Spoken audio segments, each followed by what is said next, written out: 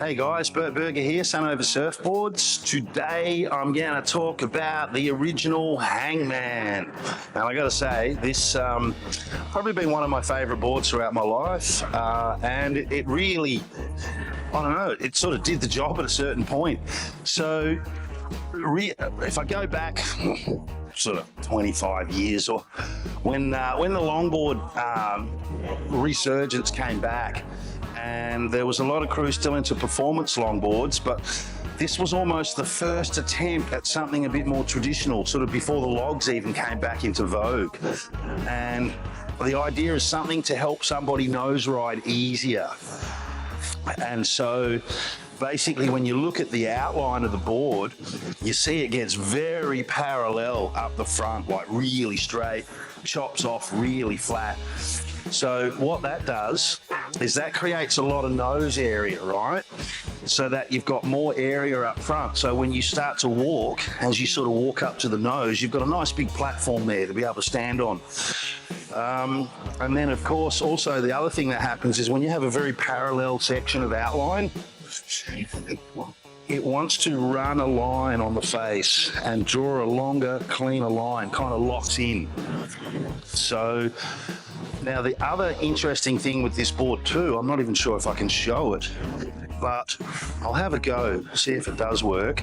The board's actually designed, if you get further back, yeah, I can see that flexing.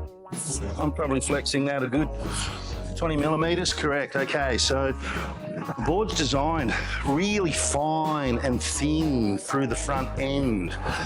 So it turns out when you're on the nose actually flexes and flattens out and the rocker changes. Some of the nose rides I've had on this board is crazy. Just when you think you're doomed and you can't go anymore, you can just feel the thing flatten a little and just carry you out of really tight nose rides.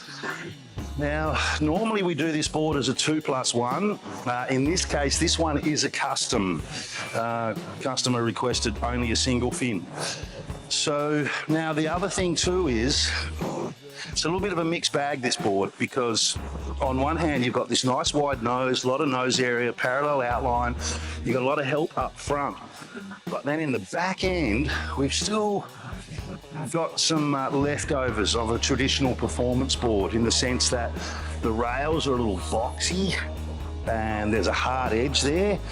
And so what will happen is, as water's running across the board, it'll just hit that edge, zing clean off, tail sits up on top of the water, and it just frees the board up. Whereas when you make the rail really soft and round in the tail, the water will wrap it, suck the board down. And so it's a different type of surfing. So in this particular case, once you get onto the tail, it will still surf and it will still project, right? So whereas a log, it has the drag and the suction in the tail, and that's what helps you nose ride, because as you're on the nose, the tail is being pulled down more. Whereas in this case, this still has performance off the tail. And also too, just in talking about that performance, you've got this little bump in the outline here too. So as you put the board on rail and you're driving through a bottom turn, as you transition onto your back foot, you'll feel it just kick around nice and easy. So that really adds to the performance. And then we've built the nose riding characteristics into the front end. So typically, this one's gonna nose ride fine on nice, soft, open waves. You're gonna get performance off the tail in all sorts of conditions.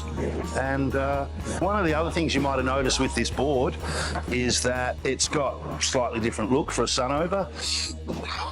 Excuse me, guys. So you know we've been building the wooden boards forever, right? Like 30 plus years of building composite wooden boards. And I have to say, look, I really do like the colour. So in this case, we've just we've done a light white tint, changed the colour of the filler resin, and this is purely just resin work, or a resin effect, and subtle. So you can still see a little bit of the wood through the colour. Yeah, so I like it. And as far as like who's going to ride this board, okay? So realistically, look, someone who can surf well and they're up to 120 kilo all day long. I mean, I'd still have a ball on this board. This actual board is for a guy who's about 68 kilo, okay? So he's only a smaller guy and he's using it as a big tanker because it's almost his body weight in litres. So it's a nice big board. He's on top of the water, he's catching waves, and he specifically, I did actually discuss with him about the edges in the tail. He says, no, I want the edges nice and hard. I want to be able to connect that closeout floater. So yeah, essentially this board covers a range of people, you know, from sort of 70 to 120 kilo. Like it's a little bit of a no-brainer. I have to say, in my opinion, I think it's a board that's better for a little bit more of a softer open wave. With the big wide square nose, if the wave gets a little bit bowly, when you're hooking around, sometimes that nose can get in the way. So, and that's where the Pro and some other boards with the more pulled in noses sort of fit the pocket a bit more. So yeah, so that's a bit of a breakdown on the waves and who can surf it. And what do you reckon? Looks good, eh? All right, that's it, Hangman.